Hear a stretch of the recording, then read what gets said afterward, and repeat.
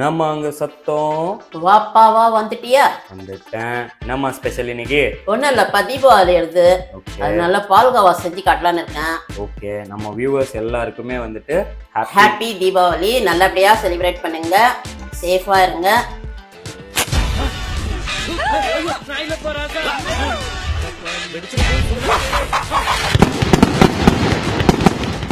Happy Deepavali.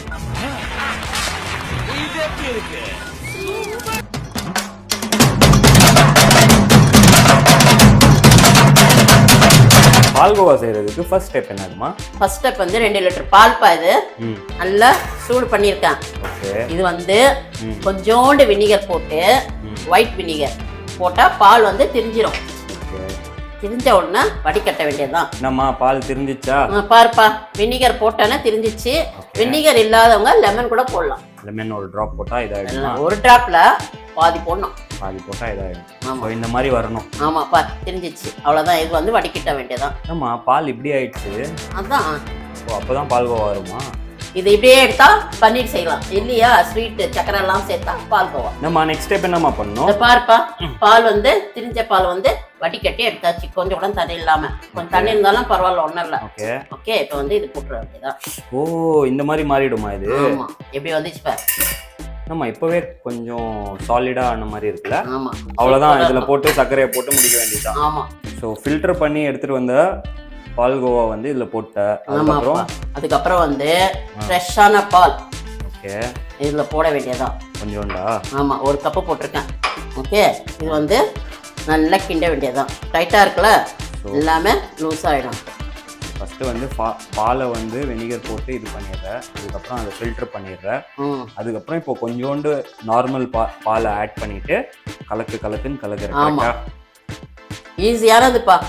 சமையல் ஒரு கலைப்பா, ரசிச்சு செய்யணும்ப்பா. Super super. வியூவர்ஸ் பார்த்தீங்களா, நம்ம அம்மா வந்துட்டு பாலை வச்சு எப்படி பால்கோவா எவ்வளோ ஈஸியாக செய்யணும்னு சொல்லி உங்களுக்கு சொல்லிக்கிறாங்க. இது ரொம்பவே சிம்பிள் அண்ட் செம்ம ஸ்வீட்டாக இருக்கும். அண்ட் எனக்கு ரொம்ப பிடிச்ச டிஷ். கரெக்டாமா? கரெக்டுப்பா, உனக்கு ரொம்ப பிடிக்கும் அது. நெக்ஸ்ட் ஸ்டெப் என்னம்மா பண்ணணும்? இதப்பா, 1 ஸ்பூன் ரவை போடணும்ப்பா. கொஞ்சம் நல்லா கிறிஸ்பியாக இருக்கும் அது.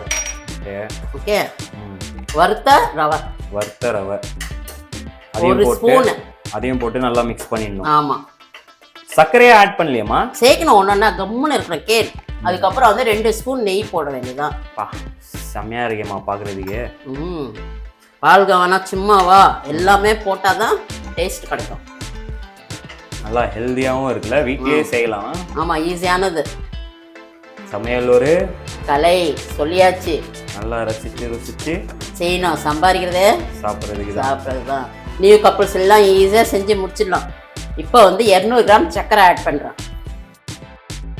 வியூவர்ஸ், நம்ம வீடியோ வந்துட்டு ஃபுல்லாக பாருங்கள். அப்போ தான் வந்துட்டு நம்ம போடுற ரெசிபியோடைய ஃபுல் டேஸ்ட் வந்து உங்களுக்கும் கிடைக்கும்.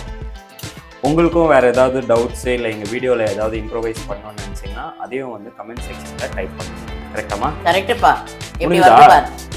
இப்போ என்ன பண்ணணும்? இந்த சக்கரை அதெல்லாம் வந்து ஆகணும், நல்லா அதில் ஊறணும். கரெக்டா? சரிம்மா, ரெடி பண்ணதுக்கப்புறம் கூப்பிடுறியா? சரிப்பா.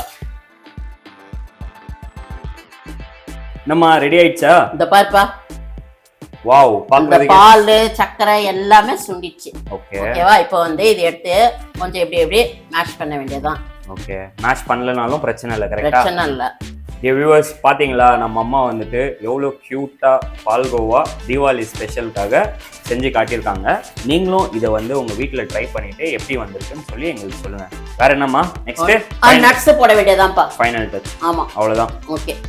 மேலும் உங்களை அடுத்த வீடியோவில் சந்திக்கிறோம். Until then, take care, stay safe and love you all.